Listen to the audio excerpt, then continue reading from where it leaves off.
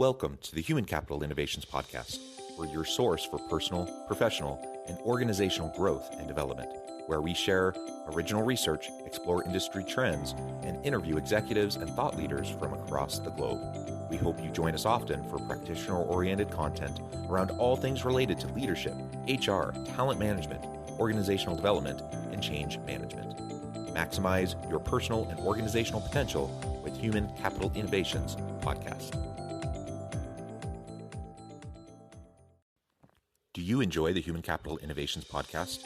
Please subscribe, leave a review, comment, share, and consider supporting the podcast on Patreon, even at the producer and sponsorship levels.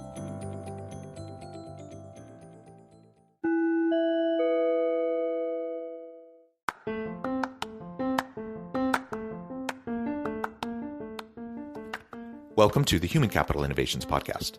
In this HCI Podcast episode, I talk with DDS Dobson Smith about specific steps for HR and people ops leadership to create an experience of belonging in the workplace.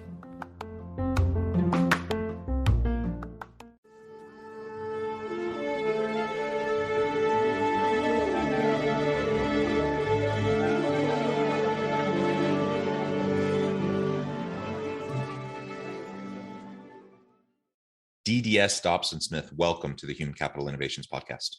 Well, thanks for having me, John. It is a pleasure to be with you. You're joining us from Connecticut. I'm south of Salt Lake City in Utah.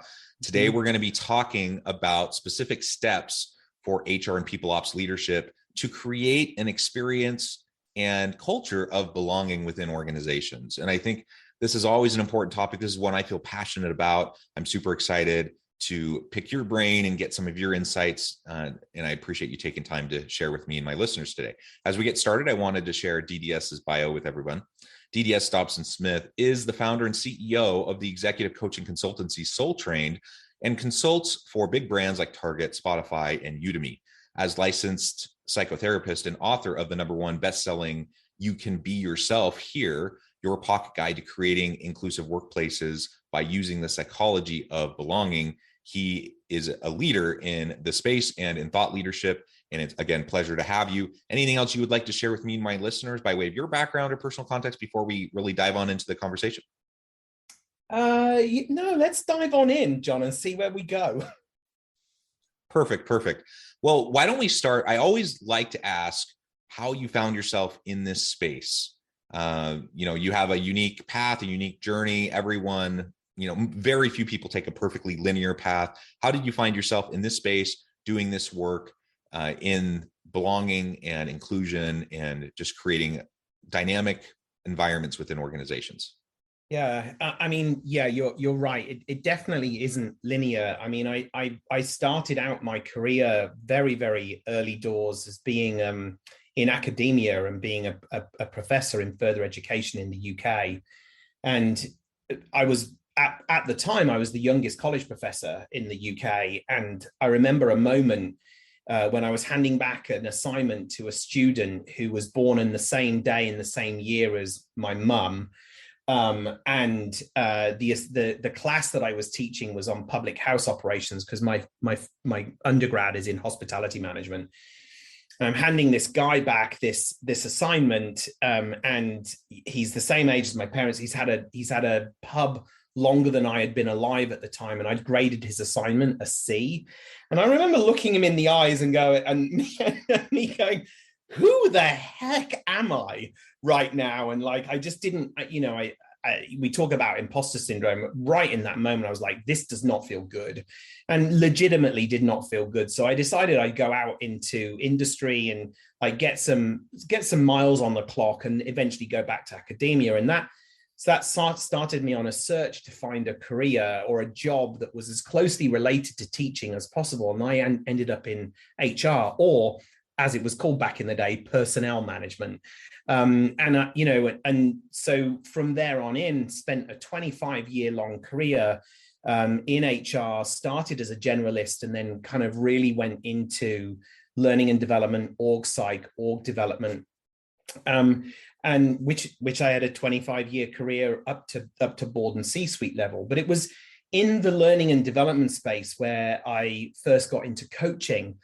and realized that as a coach, I can only help people to a certain degree, right? And coaching has a very future focused, and a lot of the time in coaching was bumping up against some issues that really required therapy. And I was like, well, maybe I'll go and learn to be a therapist. And so off I went and certified as a therapist and had a private practice in the UK. Moved to the US nearly 10 years ago, only for a 2-year assignment.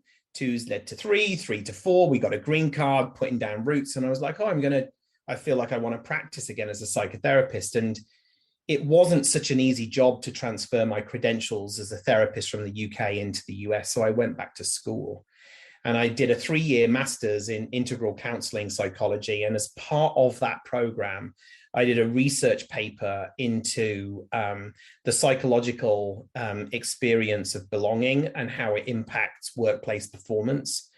And I had an interest in that because my career had been in HR really about creating workplaces where people could be themselves and climates where people could be themselves. Because my theory is when you can be yourself at work, the psychological energy that would otherwise be taken up trying to cover, code switch, be a different version of yourself is unleashed and is available for, innovation, creativity, relationships, work.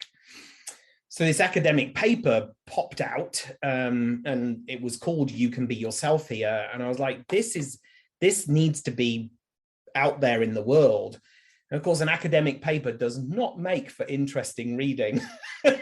So I want the listeners to know that it is not an academic paper in a book. It has been peppered with, humor and vulnerability and other people's stories and practical real life examples of what organizations and leaders within organizations can do to create a climate of belonging and why they would want to do that anyway. Wow. Thank you for sharing that. That is fascinating.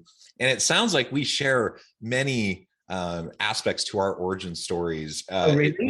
Long-time listeners of the podcast will know, and I don't want to repeat myself, and this isn't about me, but I have a PhD in sociology. So I'm a professor. I do consulting work as well as things like this on the side. And several years ago, I've published a ton in academic journals. Yeah. But like you said, that only reaches so many people. It does. And so I made the conscious choice. I've always done. I ended up in the HR training and development, leadership development space. It sounds like for the same reasons you did, and so I've always been involved in the practitioner space that way. But all my writing was academic, and I made the conscious decision a few years ago to move towards the scholar practitioner kind of orientation and make things, not necessarily try to become a thought leader, but just try to share things in a way that is going to be usable by the average person and digestible and accessible. Right. And so that's where this podcast came from. That's where a lot of my recent books and articles have come from. And it's been a fun journey.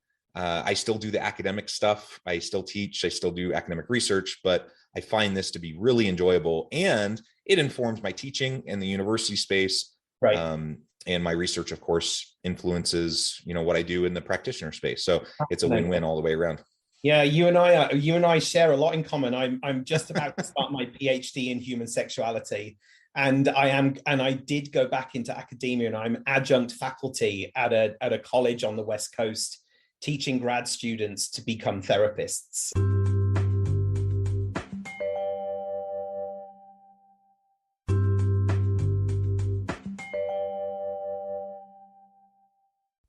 Wonderful, wonderful. Well, with that common ground established, we two peas in the pod.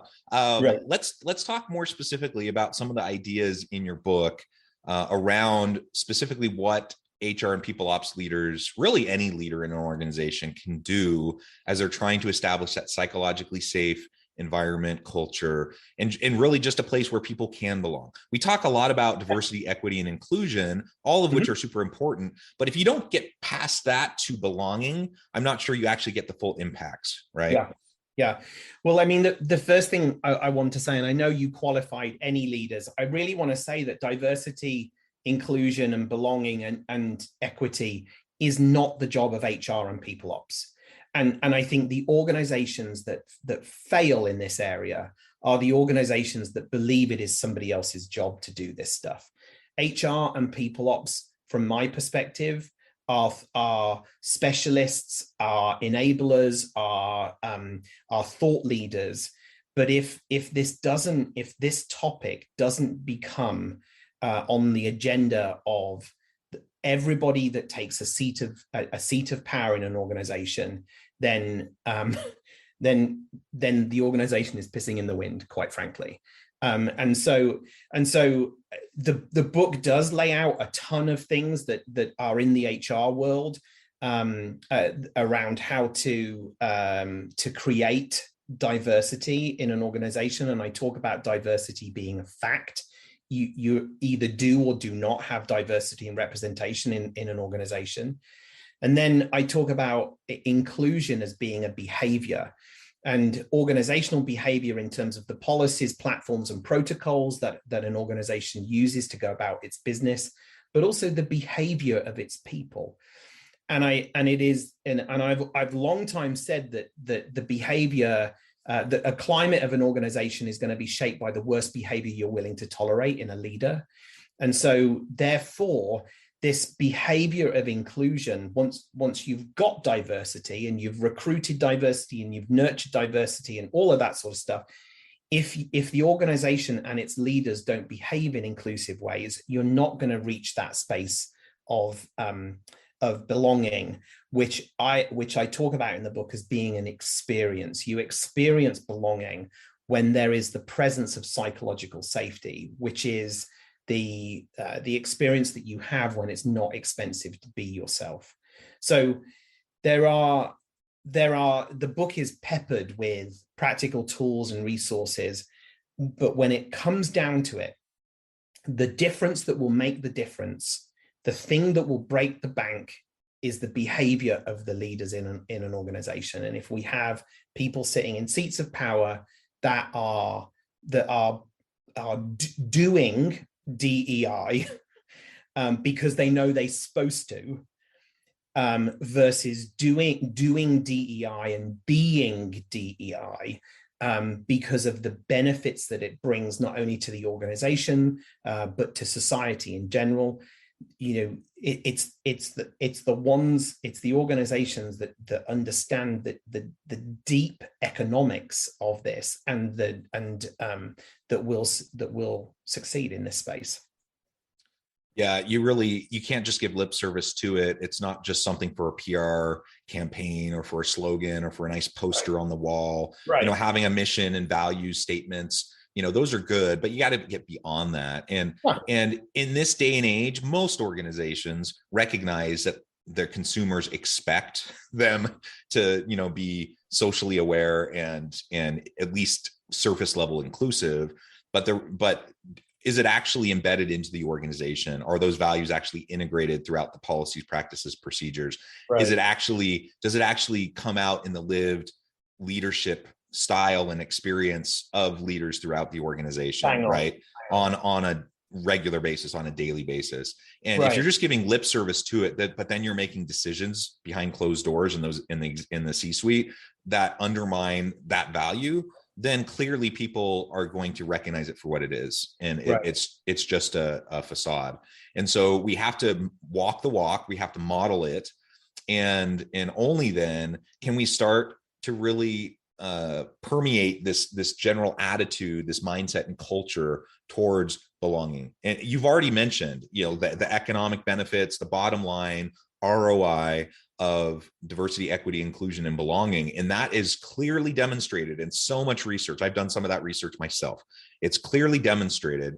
And so while the people case, I would hope that the human element, the people case, would be enough. The reality is there's a very clear business case and economic case, ROI, for these behaviors, for these actions. And so it's really, quite frankly, stupid for organizations and leaders who resist it. And so then the question becomes, well, why do so many resist it? Because that's been my experience, is the vast majority of organizations that are doing DEI and belonging work, it's still pretty darn surface level. And even if their intentions are good, even if they have aspirational goals in the space, they're not anywhere close to actually creating an environment of belonging. Yeah. Yeah. I mean, I was reading, why, so the business case is clear, and we see that because you just look around and see all of these brands who are, I was reading an article today about woke washing. And here are these brands, last year they'll slap a black square on their Instagram feed and talk about Black Lives Matter. But as soon as you peer inside and look under the hood, there is no Black person in a seat of power. There is no ARGs supporting the Black, Brown, Indigenous or Asian communities. We're June 2nd, we're 2 days into Pride Month. And just look at all of the brands out there that have slapped a rainbow on their logo. And I wonder how many how many brands actually have policies and practices that actively support the queer community, whether that's trans people being supported on their medical and social transition in work, or inclusive parental policies, or whatever it is, right? Like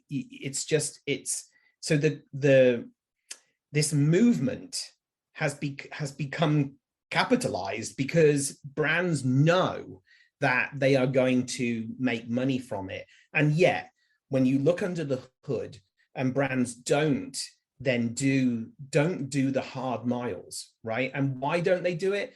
Well, I think because most people are scared of being wrong. And in order to do well in this space of belonging and diversity, equity, and inclusion, we have to be prepared to be wrong. We have to be prepared to have conversations and tread on people's toes and make mistakes and fall over and cause offense and learn from that. But because we're so scared of being shamed or blamed, or because we're so scared of, being, not being quote unquote politically correct, whatever that means, we decide instead to not have the conversations, which just serves to keep us where we are. It keeps us stuck in our current place, which is a society that promotes and favors anyone that is white, straight, cisgender, male, or non-disabled.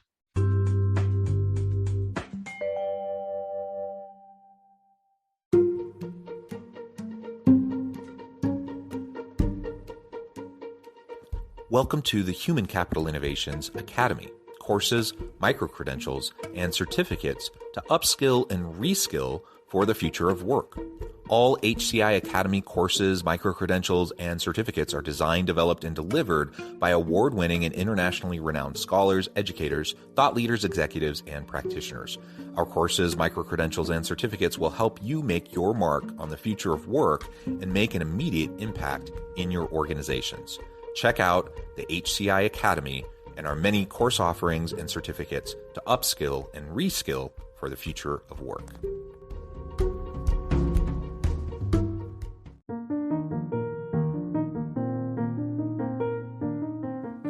Check out our new weekly LinkedIn newsletter, Alchemizing Human Capital, exploring industry trends via original research and interviews with executives and thought leaders from across the globe. We look forward to having you join us.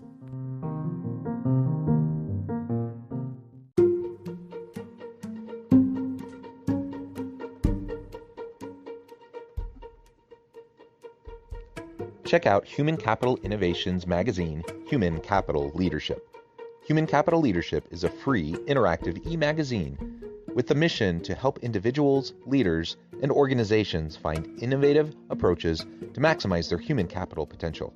We publish issues quarterly in August, November, February, and May. Take a look at the latest issue and let us know what you think.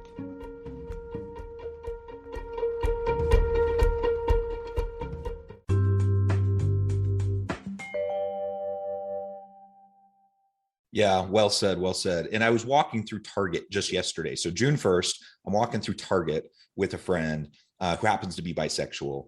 And she is just pointing out some of the brand, like you were talking about, some of the branding, rainbows and things like that. And she was pointing out some of the clothing that happened to have like rainbows on it, for Pride Month. And she's like, on the one hand, I'm happy that this is happening. I'm happy that it's more visual for people. On the other hand, who would wear that? Like she was making the comment, like, did they actually talk to anybody who's from that community to try to get input as to, what would make sense for Target to put their best foot forward. Now, I actually don't know anything about Target and their policies and practices around LGBTQ+ inclusivity. Maybe they're great, but in this instance, her comment was, so many organizations just simply don't actually ask the people within their organizations that could actually inform them and help them better understand what a culture and environment of belonging or inclusivity would be.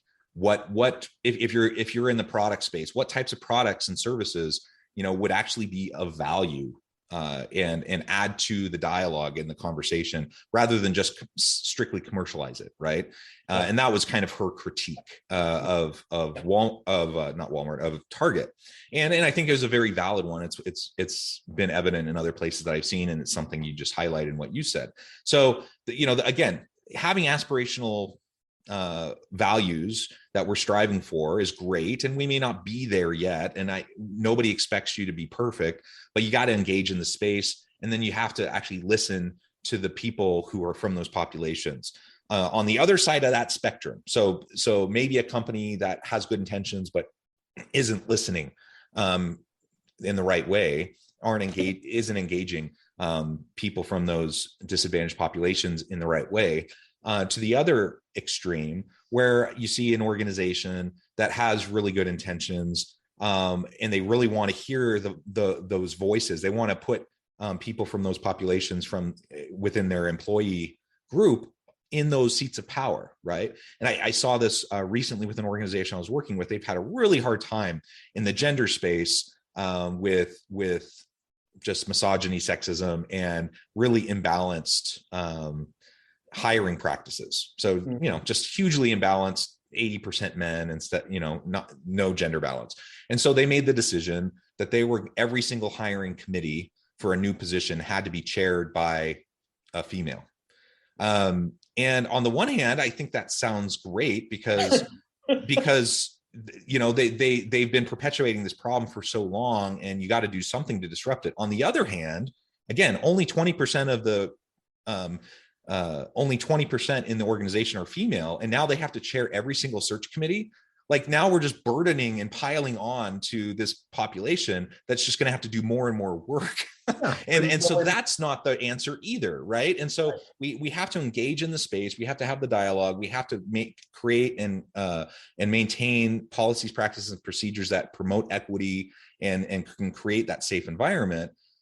But man, we got to both listen and not overly burden people from those populations. Thoughts on how to navigate that?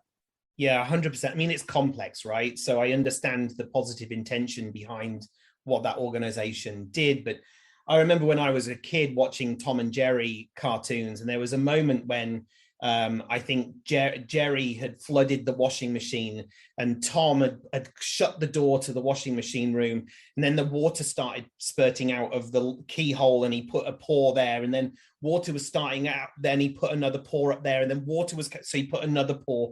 And that's the thing, like you have to take an holistic approach to this. You can't just solve spot problems, because we live in a web of systems that have been set up in a certain way. So positive intention behind having a female chair the recruitment committee, but then basically it's saying, okay, it's over to you. It's your problem to solve, women, right? Like, which is quite frankly not okay. And yes. So I think you need to start earlier than that, and you need to think about who's designing the job descriptions, who's designing the structure of the organization, and is that balanced in terms of perspectives on how to create an organization and how to set up a job, because it could be inherently biased towards a certain population. once you've done your job architecture and you've made sure that the biases have been kind of worked out of that, then you go into your recruitment practices. Are you advertising jobs in a place where your audience are going to consume those jobs? Or are you always advertising at, historically white colleges? Or are you advertising only on LinkedIn? Or are you going to places where parents, mothers, queer people, Black people, Asian people might see the ad and therefore apply? And then when they do apply, are you taking action to make sure that names are removed from resumes in order to remove name bias or certain information, so that when it goes through the first sift, those biases again are mitigated, so that when it does get to when it does get to an interview, have you got a balanced candidate list or a short list, or even a long list that you've arrived at that has had the natural biases mitigated? So you got to start way before the actual interview if you want to recruit diversity into the organization. Yeah, very well said. And undergirding all of this, is really, well, it's both a foundation and an outcome. So it's going to be self-reinforcing, but we have to create a psychologically safe environment where there's mutual accountability and trust, right? So from that comes the foundation of these policies, practices, procedures that can help to increase the diversity, equity, and inclusion elements. And it's a byproduct of that you're just going to get more and more of it to have that sense of belonging within the organization. So it is complex. We got to work on it. Let's have the conversations. Let's keep it moving forward. I'm committed to it, and I know we can move the needle. I know we can actually make rapid progress if we just continue to engage. Well, DDS, it has been a pleasure. I note the time. I have to let you skip here in just a minute. Before we close, though, I just wanted to give you a chance to share with listeners how they can connect with you and find out more about your work, and then any final word you might have on the topic for today. Yeah, thank you. So feel free to follow me on LinkedIn, DDS Dobson Smith. You can also head over to Soul Train's website, which is www.soultrained.com. You'll find a page on there called Shift Happens, which is jam-packed full of articles, blogs, and podcasts. There's also a couple of pages on there where you can order my current book, You Can Be Yourself Here, and also preview the up-and-coming book, which is published in September, called Leadership is a Behavior, Not a Title. Wonderful. Thank you so much. I encourage listeners to reach out, get connected, find out more about what DDS can do for you, check out his books. And as always, I hope everyone can stay healthy and safe, that you can find meaning and purpose at work each and every day. And I hope you all have a great week.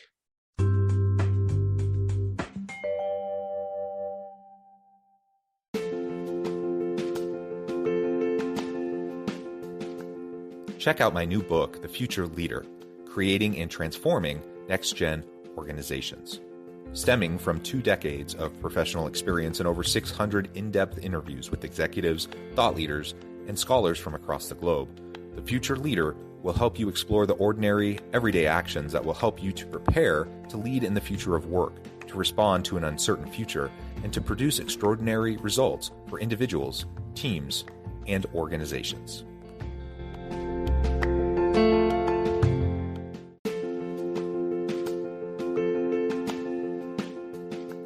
Bluer Than Indigo Leadership, the journey of becoming a truly remarkable leader.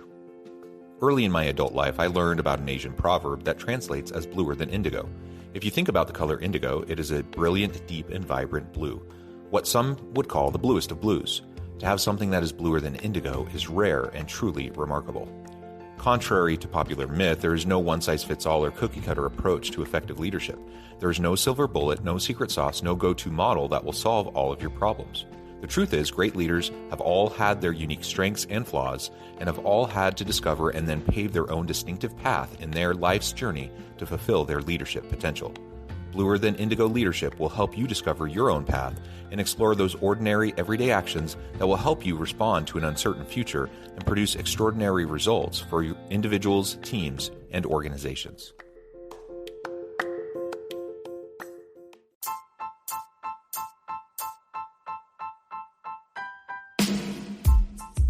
The Alchemy of Truly Remarkable Leadership. Ordinary, everyday actions that produce extraordinary results. Consider how the nature of work has shifted over the past 50 years. With increased globalization, rapid technological advancement, and the shift in economic composition, the average job of today looks very different than the average job of 50 years ago. What will the jobs and organizations of tomorrow look like? Moreover, what does this all mean for organizational leaders? What are the core competencies and capabilities of organizations and their leadership that are prepared for continued disruption and geopolitical and socioeconomic shifts? Regardless of what the future holds, increasingly, leaders need to be socially minded, data-driven, decisive, champions of talent, and disruptors of the traditional notions of leadership, teams, organizations, and work. The Alchemy of Truly Remarkable Leadership will help you to explore your own leadership competencies and capabilities and consider ways to apply and implement them into your workplace and personal life.